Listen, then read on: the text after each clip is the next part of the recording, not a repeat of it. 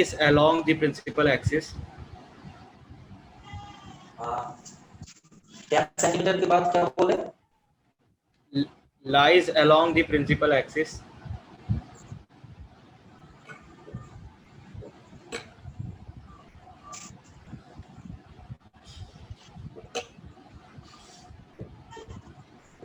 Axis of a concave mirror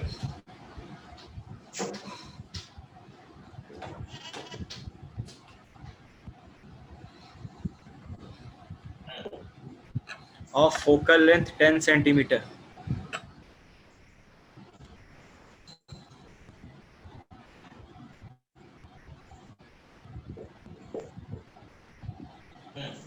In such a way that the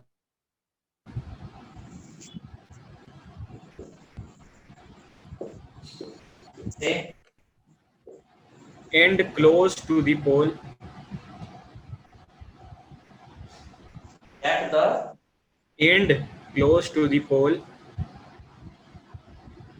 end के बाद फिर बोलो कौन सी क्या होगा? then such a way that the end close to the pole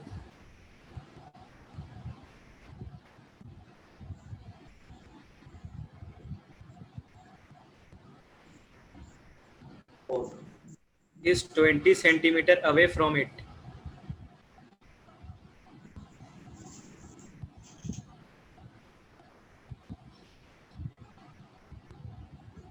Pole is 20 centimeters.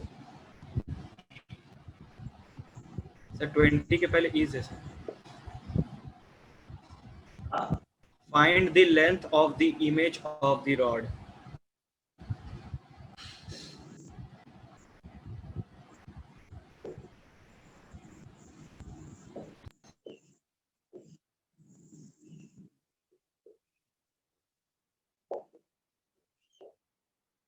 हो गया? Yes sir. Question in such a way that the end close to the pole. Yes sir.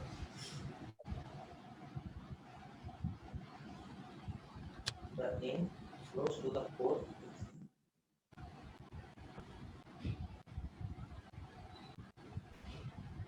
चलो ठीक, that is object distance दिया हुआ है. Yes.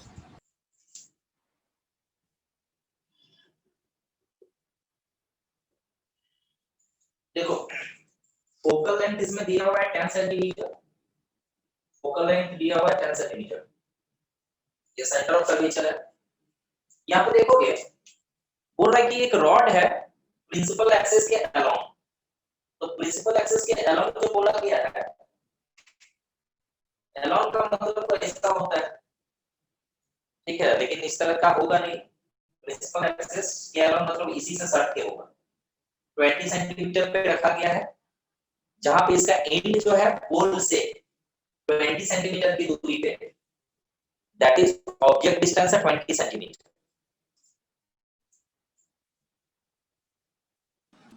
You have along में तो sir उसी के अलोंग ना होगा, उसी के ऊपर. अलोंग का मतलब उसी के ऊपर ओवरलैप ना कर जाएगा वो प्रिंसिपल एक्सिस के ऊपर. अच्छा देखो ध्यान देना, अलोंग द जब बोला जाएगा तो पोल रॉड का जो इमेज बनेगा उसका हाइट का कोई बात ही नहीं किया जा सकता है.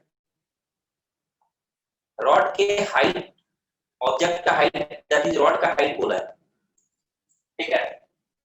और a rod of length 10 centimetre, rod का लेंथ दिया हुआ है, मतलब रॉड का लेंथ हाइट दिया हुआ है और इमेज का हाइट पूछ रहा है. तो सीधा मतलब है इसके अलावा तो रख ही नहीं सकते. इसके अलावा रखेंगे तो क्या हाइट दिखेगा? इसके लिए तो थिकनेस चाहिए, जीरो हो जाएगा, ठीक है.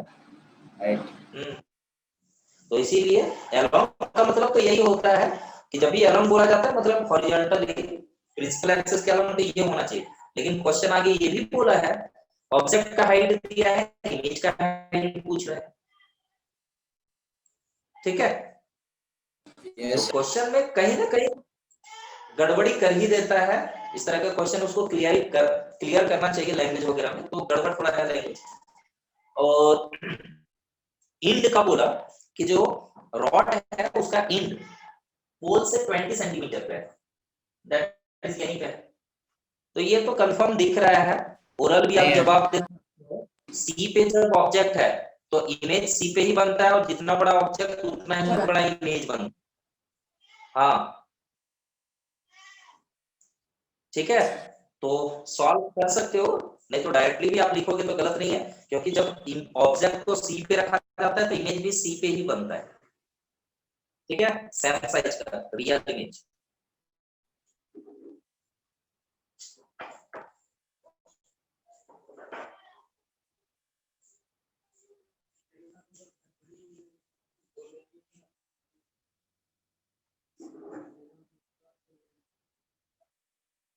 यहाँ पे लेकिन लैंग्वेज क्लियर नहीं हो रहा है जी, क्वेश्चन एक बार फिर से पढ़ना पड़ा।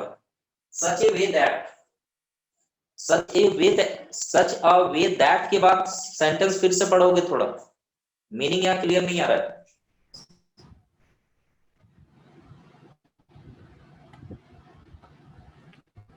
तो शुरू से पढ़ दे कैसे? नहीं, सच अ वे दैट, बस वहां से पढ़ना है। Such a way that the Focal length 10 centimeter in such a way that the end close to the pole is 20 centimeter away from it. Meaning clear ही नहीं हो रहा है। चलो ठीक है, एक अंदाज से क्वेश्चन बनाया जा रहा है। ठीक है, मीनिंग यहाँ से क्लियर ही नहीं हो रहा है, क्या बोलना चाह रहा है। ठीक है, ऑब्जेक्ट डिस्टेंस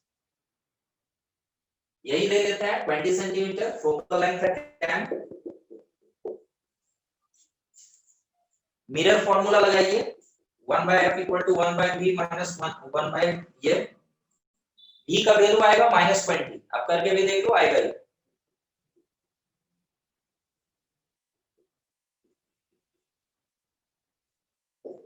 उठा के इधर ले आओ।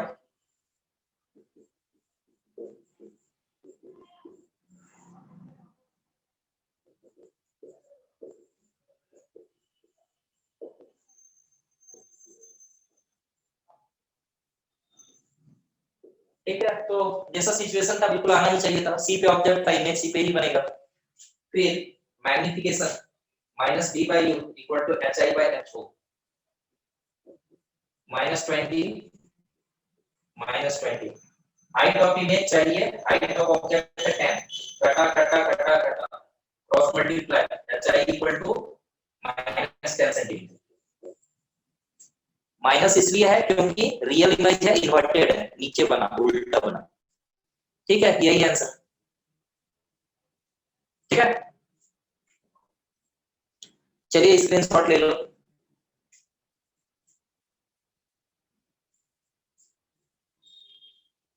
और कोई क्वेश्चन है कि नहीं का तो बोलोगे, बेटा में आंसर मिल गया, देखो तो। सर आंसर 5 दिया है। आंसर कितना दिया है? 5 सेंटीमीटर। 22 सेंटीमीटर। यहाँ पे तो क्वेश्चन है Five. 5 सेंटीमीटर। 5 का मतलब है कि ऑब्जेक्ट को इधर होना चाहिए। कुछ क्लियर नहीं है, रहने दो। ठीक है, क्योंकि क्वेश्चन क्लियर ही नहीं हो रहा है तो इसमें क्या दिमाग बोल लगा है। ठीक है,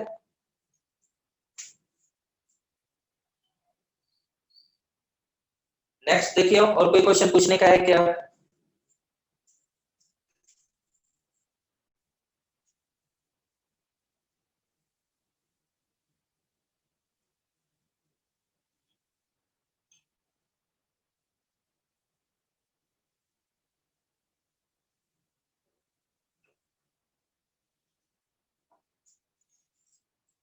और कोई डाउट है?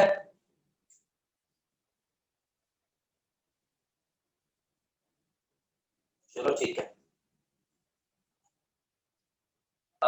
यूज ऑफ कॉनकेव और कॉन्वेक्स मिरर तो लिखवा दिए थे ना, और बता दिए थे। यस। ठीक है, तो नया टॉपिक हम लोग स्टार्ट करते हैं, refraction of light. Okay, refraction of light.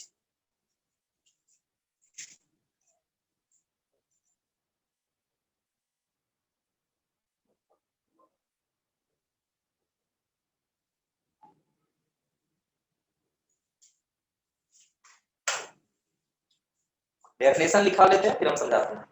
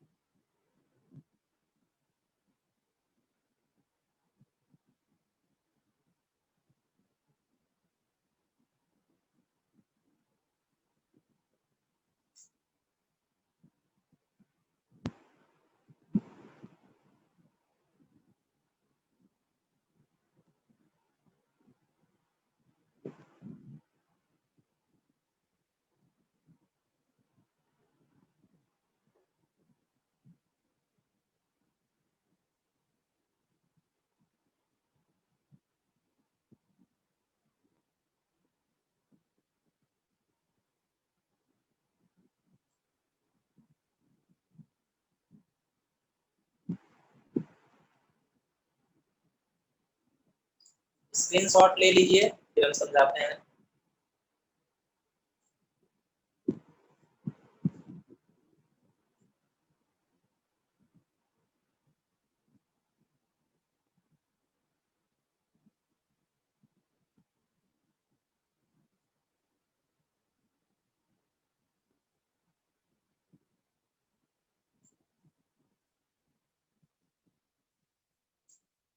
देखो नेक्स्ट हमारा जो टॉपिक है वो है रिफ्रैक्शन ऑफ लाइट। याद करोगे जब इमेज का डेफिनेशन बताए हुए थे तो वहां पे बोले हुए थे कि इमेज फॉर्म करता है कब, जब लाइट रेज रिफ्लेक्शन के बाद मीट करे, या तो एक्चुअली या अपीयर होगा मीट करता हो, तो हम कहेंगे कि इमेज या एक फोटोकॉपी बनता है। अब यहाँ पे यही एक टॉपिक हम लोग पढ़ने वाले हैं, रिफ्रैक्शन। रिफ्रैक्शन के बाद भी लाइट रेज यदि एक्चुअली मीट करे रियल इमेज बनेगा, अपीयर होगा मीट करता हुआ आफ्टर रिफ्रैक्शन, तो हम बोलेंगे वर्चुअल इमेज बना। रिफ्रैक्शन का मतलब क्या है, जब भी लाइट, देखोगे लाइट जब भी एक मीडियम में प्रोपेगेट करता है हमेशा स्ट्रेट पाथ में ही ट्रेवल करता है। ये लाइट के प्रॉपर्टी में भी पढ़े हुए थे, light always travel in a straight path, हमेशा स्ट्रेट पाथ में ही ट्रेवल करता है, अपने आप बैंड नहीं कर सकता, जा रहा है वैसे खुद मुड़ेगा नहीं, इससे तो वो बैंड कर नहीं सकता, ठीक है। लेकिन कोई स्पेशल केस यहाँ पे हम देख रहे हैं कि कोई एक स्पेशल केस देखने को मिल रहा है, और यहाँ पे लाइट बैंड कर रहा है, अपना पाथ जो है पाथ चेंज कर रहा है, और यही पाथ चेंज करने को बैंडिंग को हम लोग बोलते हैं रिफ्रैक्शन ऑफ लाइट। तो ये बैंडिंग कब पॉसिबल है, कब इस तरह का कंडीशन होगा कि वो बैंड करेगा, और हम इसे कहेंगे refraction of light. Refraction RACTION, कभी कभी प्रोनाउंसिएशन से एक जैसा सुनने में लगेगा, ठीक है, इसलिए ध्यान से देखोगे। रिफ्लेक्शन पढ़ चुके हो अभी तक, और अभी हम लोग डिस्कस कर रहे हैं refraction of light. Refraction of light, this one RACTION, refraction of light, ठीक है। तो किस कंडीशन में लाइट अपना पाथ बैंड करता है, तो कंडीशन ये है कि जब भी कोई लाइट रे एक ऑप्टिकल मीडियम का मतलब आपको पता होगा, ऑप्टिकल मीडियम मतलब जिस मीडियम में लाइट पास कर सकता है, या तो वो ट्रांसपेरेंट मीडियम होगा या ट्रांसलूसेंट मीडियम होगा। तो जब लाइट रे एक ऑप्टिकल मीडियम से पास करता हुआ दूसरे ऑप्टिकल मीडियम में इंटर करता है, तो जैसे ही वह इंटर करता है तो क्या होता है, उसका पाथ क्या होता है, थोड़ा बैंड कर जाता है। इसी फेनोमेनन को हम लोग बोलते हैं रिफ्रैक्शन ऑफ लाइट। यही डेफिनेशन हम लिखे हुए हैं, when a light ray passes through a medium and goes to another medium, it bends from its original path. This phenomenon is known as refraction of light. अब बात ये आती है कि बैंडिंग किधर होगा, ठीक है। तो देखो एक एग्जांपल से हम लोग समझते हैं। सपोज ऊपर में एयर है, नीचे ग्लास, आप समझ सकते हो, मान लो कि हम एक मोटा सा ग्लास का स्लैब लिए, ऊपर में एयर है, नीचे ग्लास का स्लैब है।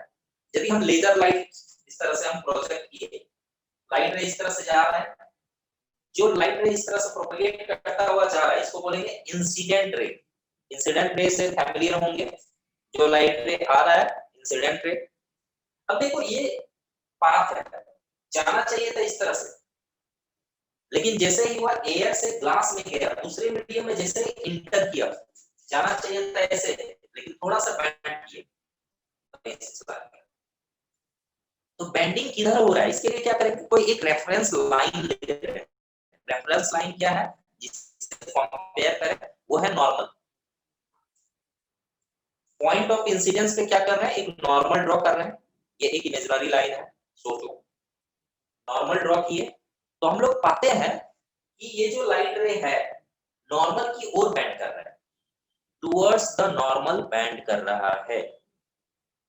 क्या हमेशा टुवर्ड्स द नॉर्मल बैंड करता है, तो यदि हम कंडीशन को थोड़ा सा हम रिवर्स कर दें, लाइट को हम ग्लास से भेजें, पहले लाइट रे ग्लास से होता हुआ जा रहा है, ग्लास स्लैब था, पहले वहीं से टच करा के हम मान लो कि लाइट रे को पास कराए, तो देखिए कि मान लो कि लाइट रे ऐसे गया, जाना चाहिए था ऐसे, लेकिन ये क्या हो रहा है, बैंड किया है, नॉर्मल की तरफ बैंड नहीं किया, away from the normal band कर रहा है। मतलब लाइट रे either can band towards the normal और अवे फ्रॉम द नॉर्मल, ये नॉर्मल की ओर भी बेंड कर सकता है, नॉर्मल से दूर भी बेंड किया जा सकता है। डिपेंड किस पे करेगा? तो देखो डिपेंड इस चीज पे करेगा कि लाइट रे किस तरह के मीडियम से कैसे मीडियम पे जा रहा है। तो मीडियम में और क्या बातें हैं भाई?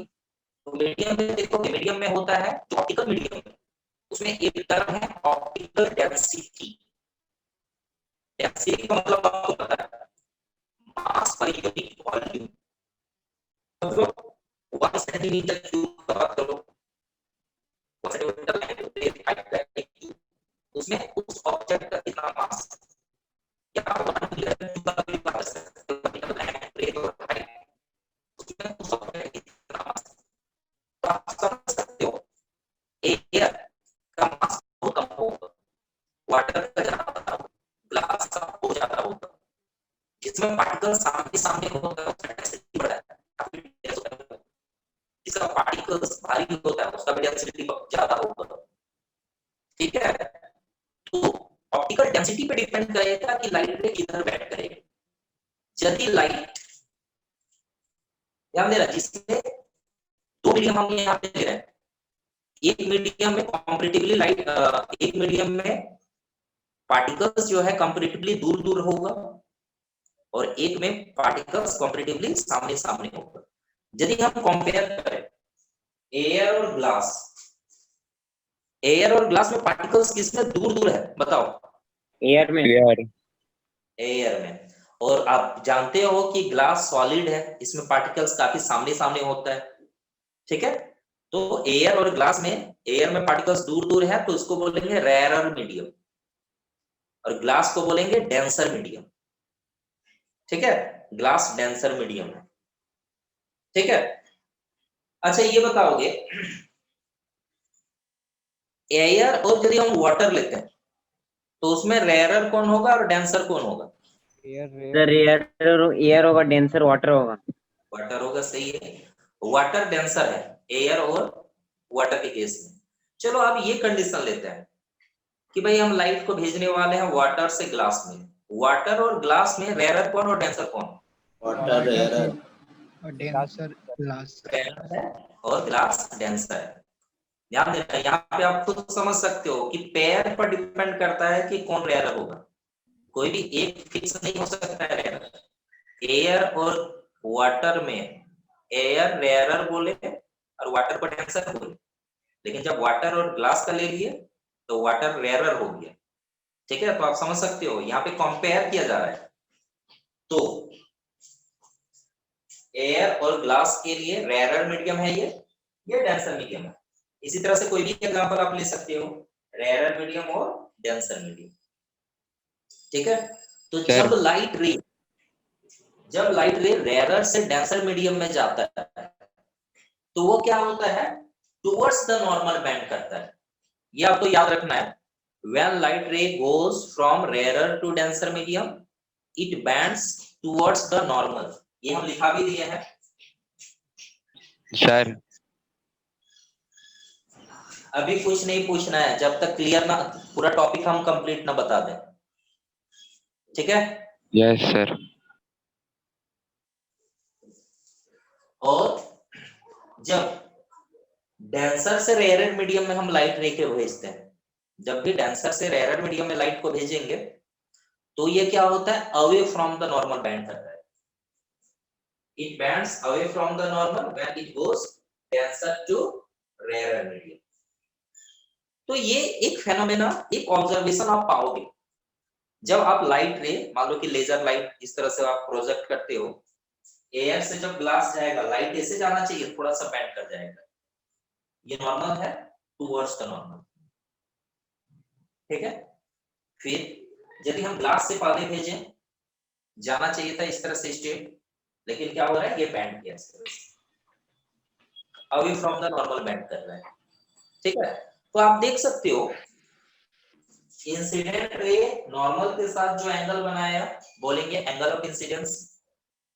रिफ्रैक्टेड रे बेंड जो करता है उस रे को बोलेंगे रिफ्रैक्टेड रे। रिफ्रैक्टेड रे नॉर्मल के साथ जो एंगल बनाया angle of refraction, angle of refraction ध्यान देना। आई का मतलब है angle of incidence, angle of incidence,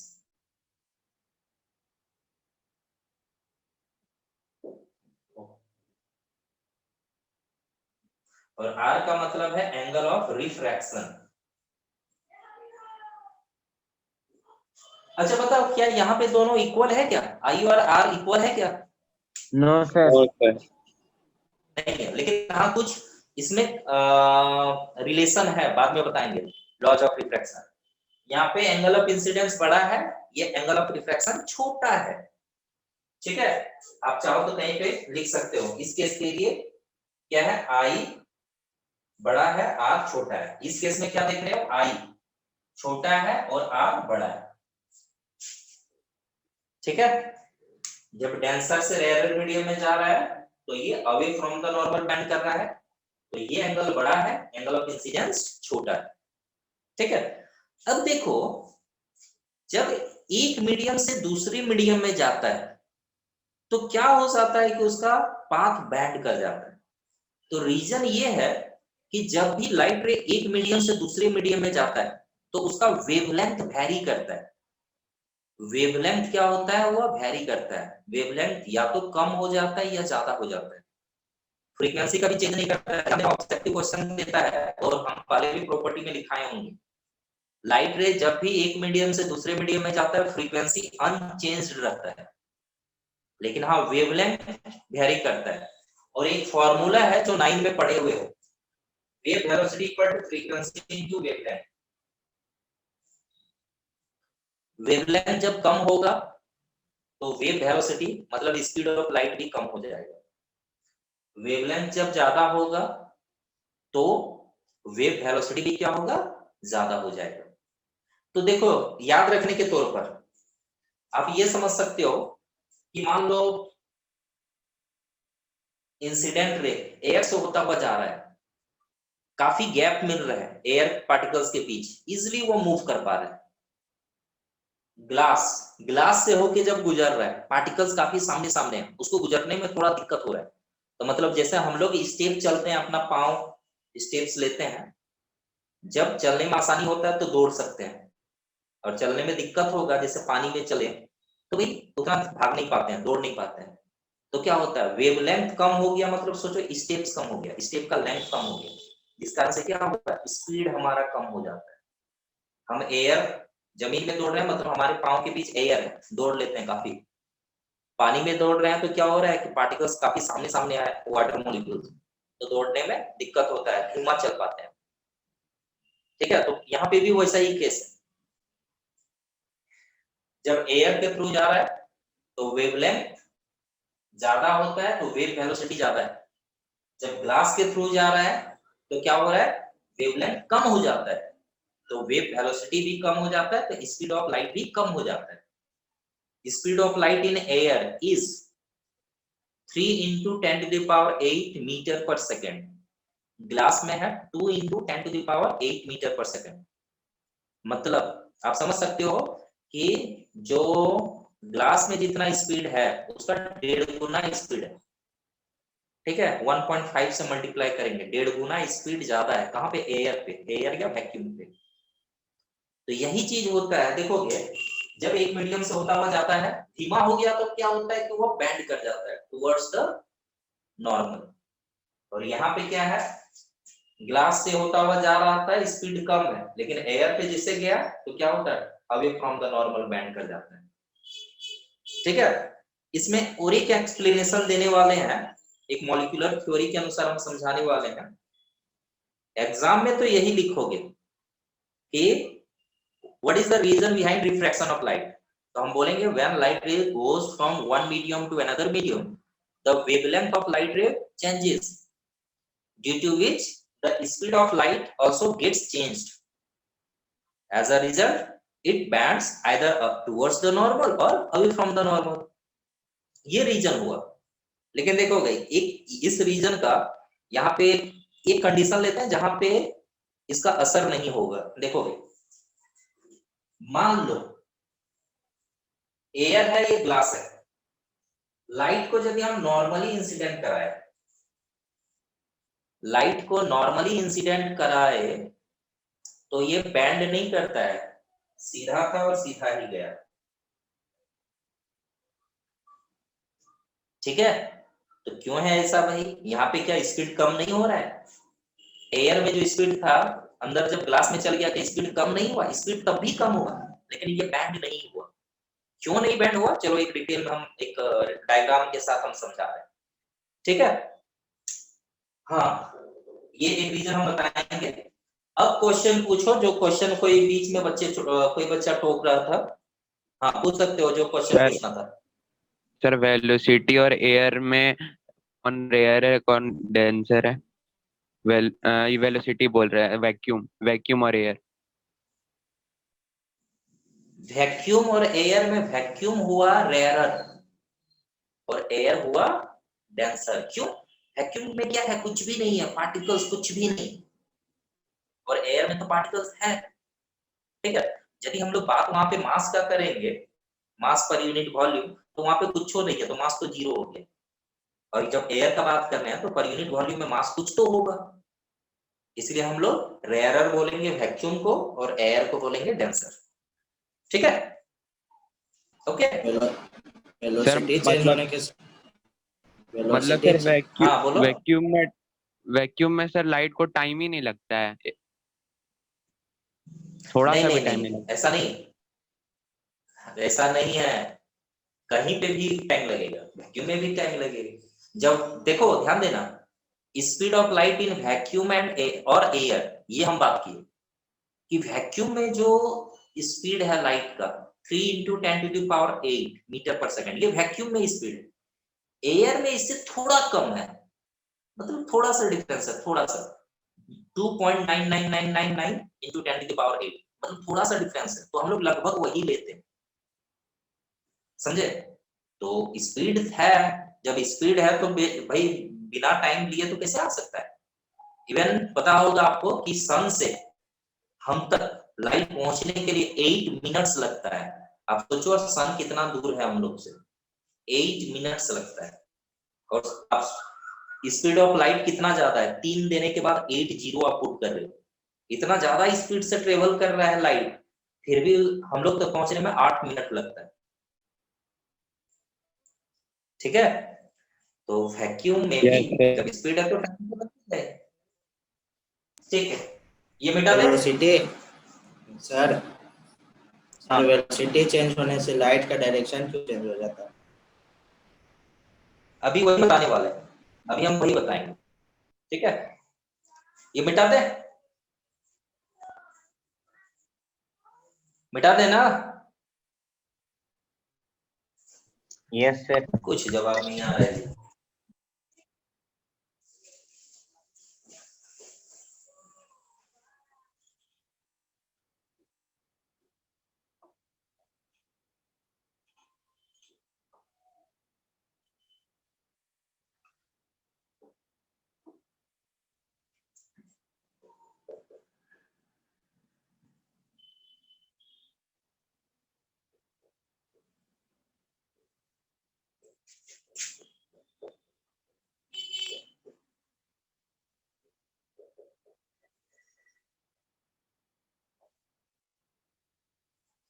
ये देखो, एनसीईआरटी में ये टॉपिक नहीं है, एस चांद में दिया हुआ है, आप डायग्राम देख सकते हो। देखो यहां से समझ सकते हैं, लाइट रे को ऑब्लिकली इंटर करा है, एक मीडियम से दूसरे मीडियम में गया, बैंड किया, लेकिन जब हम नॉर्मली इंसिडेंट कराए ये बैंड नहीं करता है। क्यों? देखोगे यहां से पता चल जाएगा।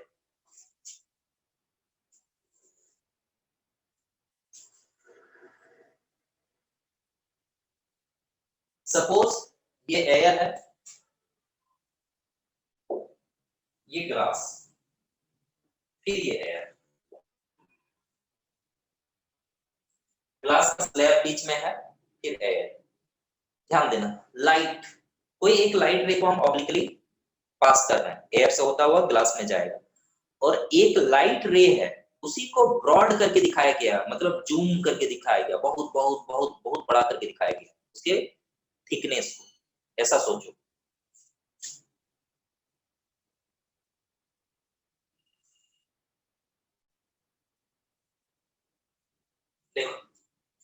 ध्यान देना, लाइट जैसे मान लो कि ये लाइट रे है, तो आप सोचो ये यदि एक लाइट रे के विड्थ के अराउंड यदि हम सोचे एक पॉइंट यहाँ पे लिए तो दूसरा पॉइंट यहाँ, इसको हम बोलते हैं कि सेम फेज पे है, ये दोनों पोजीशन या पॉइंट जो है वो सेम फेज पे है। तो वही सब पॉइंट्स को हम यहाँ दिखा रहे हैं और दोनों एक साथ आगे बढ़ना चाहेगा, ऐसा नहीं कि एक पीछे रह जाएगा और एक आगे बढ़ जाएगा।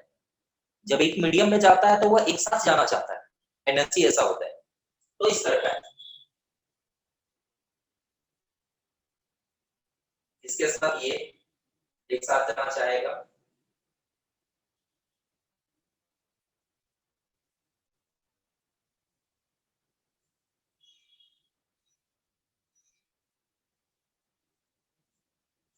अब प्रॉब्लम यहां पे आता है, देखोगे इस पॉइंट के बारे में सोचो, ए लाइट जब इंटर किया ये यहां पे है और इसी के अलोंग यदि हम बात करें तो इसका पॉइंट यहां पे है, ये दोनों को एक साथ जाना चाहिए, ठीक है, एक फेज का पॉइंट चाहिए। अब देखो जैसे ही ये एयर से ग्लास में इंटर करता है, होता ये है कि ये पोजीशन जब इंटर कर गया तो क्या है, एयर में जो स्पीड होता है, एयर में स्पीड क्या है 3 × 10⁸, ग्लास में स्पीड क्या है 2 × 10⁸। ये पोजीशन जैसे ही अंदर गया उसका स्पीड कम हो गया, ठीक है, चलो अंदर गया स्पीड कम हो गया, ठीक है, बाहर है, ये थोड़ा सा अंदर चला गया फिर भी बाहर है। तो होता ये है, ध्यान, इसको थोड़ा सा हम इस ढंग से समझाते हैं। बायो में एक टॉपिक आप पढ़े हुए हैं, याद करना, कंट्रोल एंड कोऑर्डिनेशन वाला चैप्टर में होगा या कहीं पे होंगे, एकदम की कंट्रोल कोऑर्डिनेशन का सर हटा दिया है, लेकिन छोड़ना मत, पढ़ लेना। पढ़े हो कि नहीं कंट्रोल कोऑर्डिनेशन चैप्टर? अच्छा अभी ऊपर चल रहा है How do reproduction. organism reproduce? Reproduction, उसमें काम देगा बहुत ध्यान में है। बायो आगे चल के यदि जो नहीं लेंगे तो ब्रेन में वहां पे बहुत कुछ आपको सीखने को मिल जाएगा, ठीक है, ब्रेन का फंक्शन पढ़ लेना। और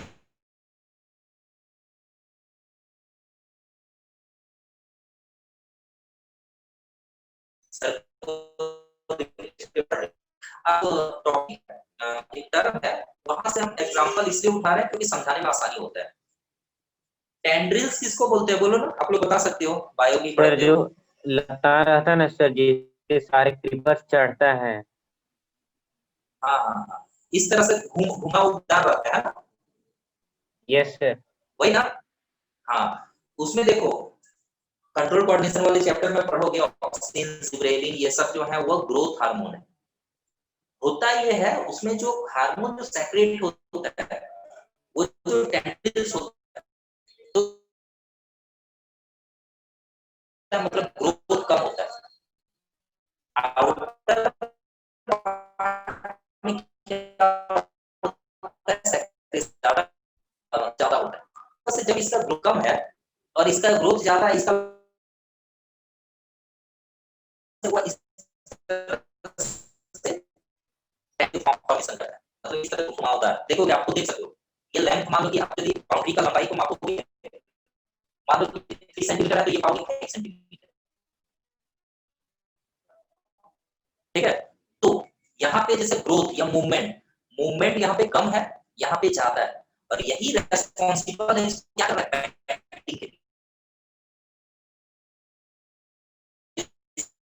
ये इंटर करता है।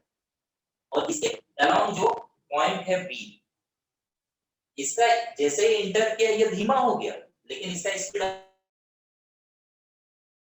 क्या हो जाएगा, कम हो जाएगा। जैसे ही अंदर जाएगा और अंदर जाएगा तो लेंथ क्या होगा, कम हो जाएगा, मूवमेंट इसका क्या होगा, कम होगा। ऐसे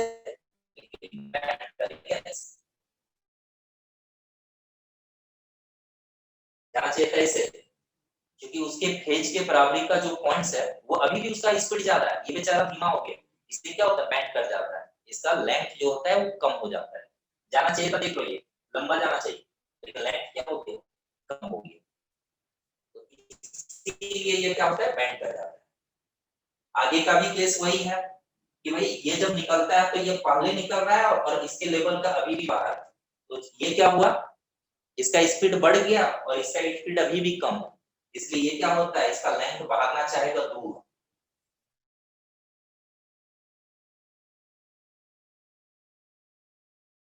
कम हो जाता है, लेकिन इस एंड का स्पीड अभी भी ज्यादा है, जिस कारण से क्या है, मूवमेंट ऐसा होता है कि ये बैंड कर जाता है।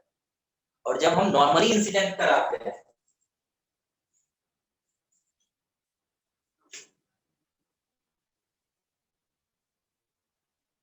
आप समझ सकते हो, सेम फेज में जो पॉइंट्स,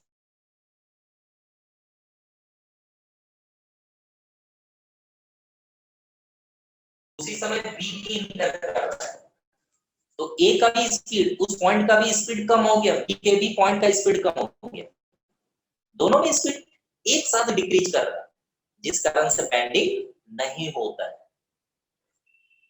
यहाँ पे स्पीड ज्यादा था, यहाँ पे कम हो गया, लेकिन दोनों पॉइंट्स में एक साथ स्पीड डिक्रीज हो रहा है, इस कारण से बैंडिंग, यहाँ पे जब लाइट रे एंटर करता है तो सेम फेज में जो पॉइंट्स है, जो पोजीशन है, अभी स्पीड ज्यादा है, जिस कारण से क्या होता है, ये बैंड कर जाता है।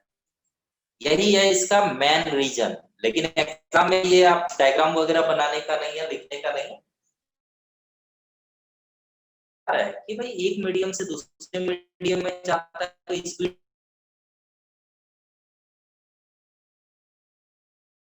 लेकिन यदि कुछ दे कि ऑब्लिकली होता है तभी बैंड करता है क्या, इसमें ठीक है, लेकिन यहाँ पे बैंडिंग नहीं होता है, ऐसा क्वेश्चन नहीं देगा, डोंट वरी, ये हायर क्लास रहेगा, समझ गए। सर एक रे मतलब सर ये पॉइंट ए से बेंड किया तो सर वो, तो सर जो पॉइंट बी है सर उसको वहीं से बेंड होना स्टार्ट हो जाना चाहिए था सर।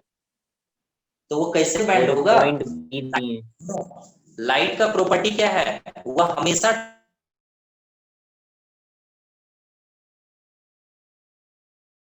वो बैंड कहां पे हो रहा है, जब इसका स्पीड जिस जगह पे कम हुआ, यहाँ पे स्पीड कम हो गया, नहीं हुआ था इसलिए बैंड कर गया, खुद ब खुद तो बैंड हो नहीं सकता है इस पोजीशन पे, क्योंकि उसका क्या बोलते हैं, टेंडेंसी या नेचर ही होता है, प्रॉपर्टी है लाइट का कि हमेशा स्ट्रेट पाथ में ट्रेवल करता है, ठीक है। तो एक पोजीशन, एक एंड यदि वो बैंड हुआ इस कारण से क्योंकि एक पीछे रह गया, देखो कि ऐसा होता है, ये है, मान लो कि हैंकी इस तरह से हम लिए हैं, पीछे रह गया और ये आगे बढ़ना चाहेगा, जैसे ही आगे बढ़ेगा ये पीछे रह रहा है तो क्या होगा, ये बैंड हो,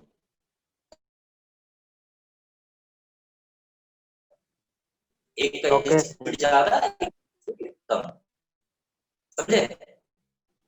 सर तब तो यस सर। लाइट को पार्टिकल, ये वाला लाइट को सर पार्टिकल मानना पड़ेगा। पार्टिकल नहीं मान सकते हैं, पार्टिकल कहाँ मान रहे हैं, तो ए और बी साथ में करेगा बेंड, और पार्टिकल माने तो अलग अलग कर सकता है।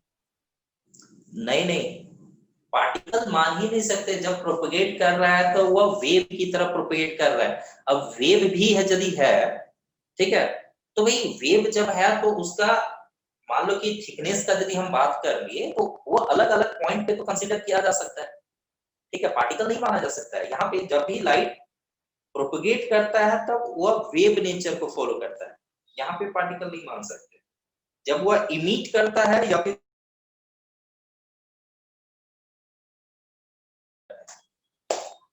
ठीक है, वह पोजीशन का बात है लाइट के, लाइट रे को जो प्लॉट करके दिखाया गया पोजीशन का बात किया जा रहा है यहाँ, ठीक है। Yes sir. लाइट इस सर, हाँ, लाइट सर, लाइट बैंड क्यों हो रहा है, आया नहीं समझ में सर, बैंड क्यों हो रहा है। मैं तो उतना आता भी नहीं है,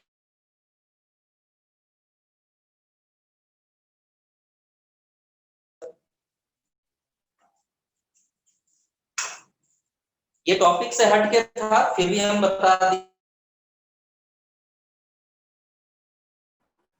ये वीडियो में जाता है तो इसी पॉइंट पे क्या होता है, यहाँ पे स्पीड डिक्रीज हो चुका है, यहाँ पे स्पीड डिक्रीज नहीं हुआ है। ठीक है, स्क्रीनशॉट ले लो।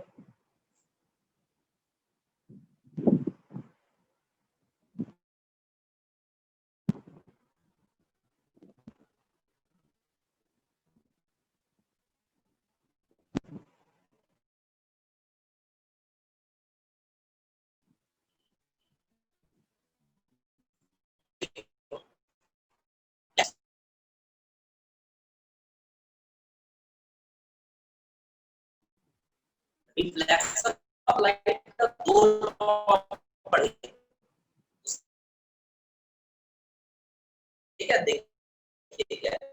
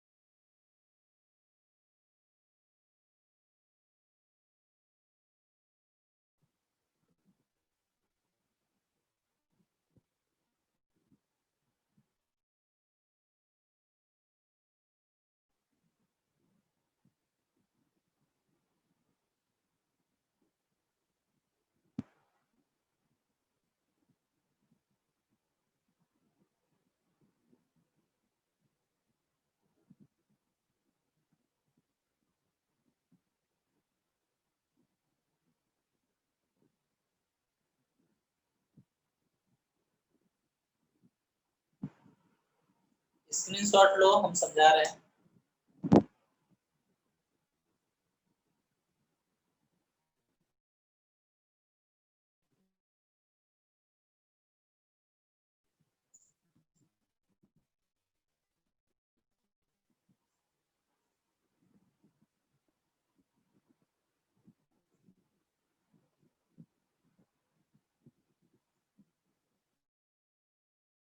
हाँ सर हो ब्लर गया, आ रहा है। सबका ब्लर आ रहा है क्या? ब्लर। या तो नेटवर्क ठीक है?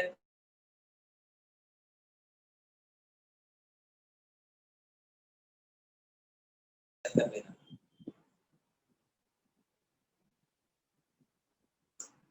देखो हो गया ना, स्क्रीनशॉट लो जल्दी।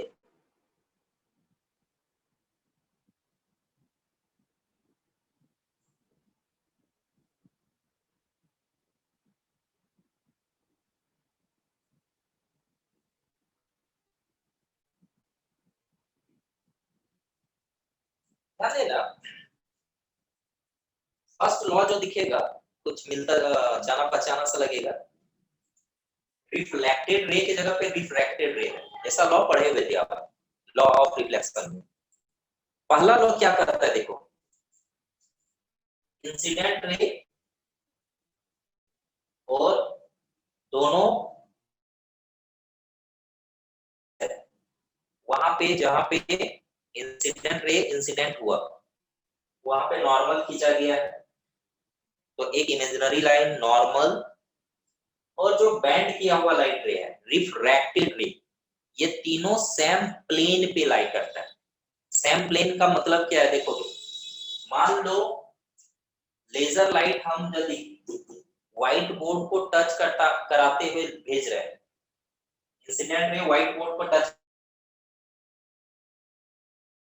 कर रहा है, एक प्लेन है व्हाइट बोर्ड, करेगा जरूर, लेकिन वो उस प्लेन पे व्हाइट बोर्ड के प्लेन को टच करते हुए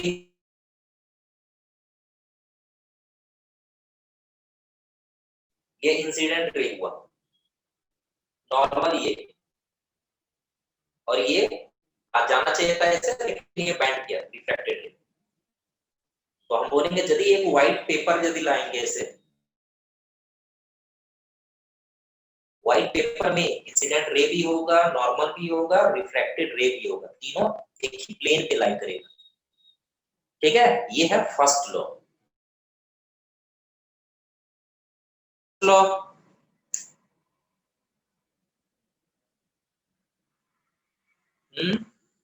यस सर। Yes sir. देखो नेक्स्ट क्या है, ट्राइगोनोमेट्री आप पढ़ चुके हो, मैप, ये एंगल के साथ कोई एक पर्टिकुलर वैल्यू देता है, sin 30, sin 45, sin 60, ठीक है। तो देखो यहाँ पे क्या है,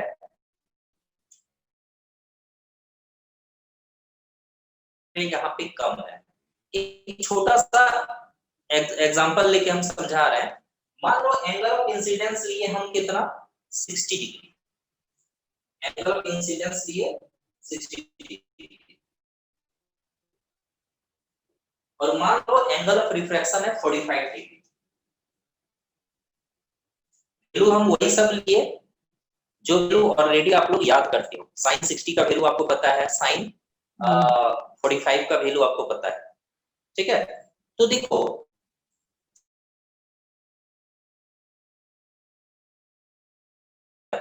एंगल ऑफ इंसिडेंस है, लाइट रे बैंड किया, ये रिफ्रैक्टेड रे है, एंगल ऑफ रिफ्रैक्शन बना, तो दोनों को क्या करो साइन के साथ, SINE, sign, SINE,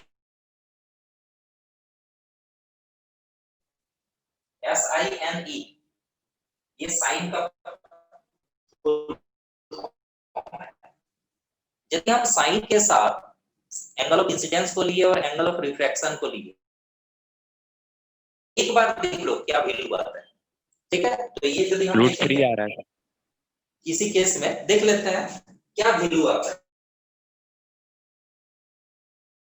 bye sine are, sign आई मतलब साइन 60 डिग्री, साइन 60 डिग्री का वैल्यू साइन आर 1/√2 होता है, ये कटेगा तो ये √2 दे देगा, दैट इज √3/√2, वैल्यू आएगा 1.732 डिवाइडेड बाय 1.414, तो अप्रॉक्स वैल्यू आएगा 1 पॉइंट समथिंग। सुविधा के लिए हम लिख लेते हैं, इग्नोर, एक सा कैलकुलेशन गलत है, 1.1 या 1.2 ऐसा ही कुछ आएगा, लिख लेते हैं 1.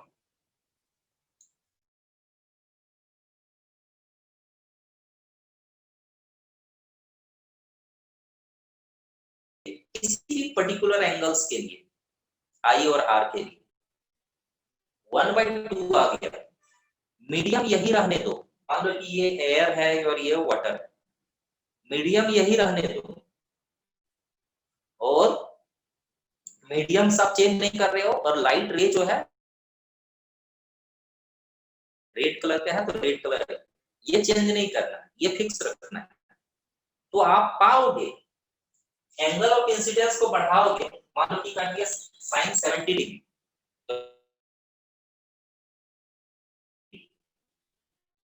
लेकिन हाँ यहाँ पे अलग वैल्यू, यहाँ पे भी अलग वैल्यू, लेकिन काटने के बाद का वैल्यू हमेशा वही कांस्टेंट वैल्यू आएगा, हमेशा सेम वैल्यू आएगा। क्या 1 पॉइंट।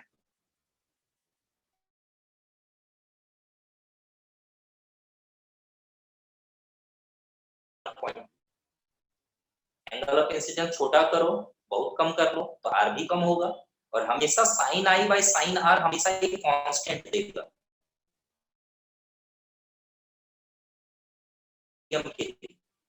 एयर और वाटर के लिए मान लो कि दे रहा है 1.2 या 1.3 दे रहा है, 1.3 एक्चुअल में देता है तो चलो लिख लेते हैं 1.3 दिया एयर और वाटर के लिए। ग्लास के लिए कुछ अलग रहेगा, मीडियम चेंज करेंगे तभी ये चेंज होगा। एयर और ग्लास यदि लिए तो 1.5 आएगा। मीडिया के लिए मीडियम का प्लूरल होता है मीडिया। यदि हम पेयर ऑफ मीडिया मतलब दो मीडियम हम लिए हैं कोई फिक्स, तो sine i by sine r हम करेंगे, एक बार जो वैल्यू आ गया हमेशा वही रहेगा। लॉ के भी नाम से जानते हैं, ध्यान देना, द रेशियो, इसका रेशियो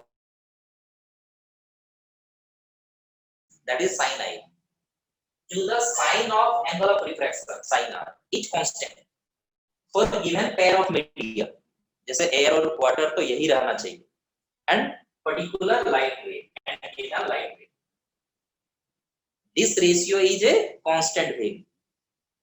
ठीक है, सेकंड लॉ समझ गए? सेकंड लॉ में कोई दिक्कत? No sir. चलिए ठीक है, अच्छे से इसको पढ़ के रखना, नेक्स्ट डे यहीं अपसेंट मत होना, बहुत ही कंफ्यूजिंग एक टॉपिक पढ़ने वाले हो नेक्स्ट क्लास में, रिफ्रैक्टिव इंडेक्स। उसमें लगभग 6-7 फॉर्मूला बताएंगे जो इसलिए नेक्स्ट क्लास बिल्कुल मिस मत करना। रिफ्रैक्टिव इंडेक्स थोड़ा सा पेचीदा है।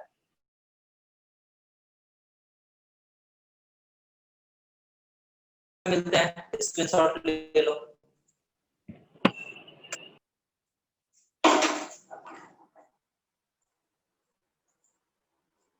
ठीक है सर, ये sine i by sine r को क्या बोलते हैं? रिफ्लेक्शन बोलेंगे, साइन आर को साइन आर ही बोलेंगे और दूसरा कोई नाम नहीं। सर वो नहीं बोल रहे सर, ये फॉर्मूला का टॉपिक क्या होगा, मतलब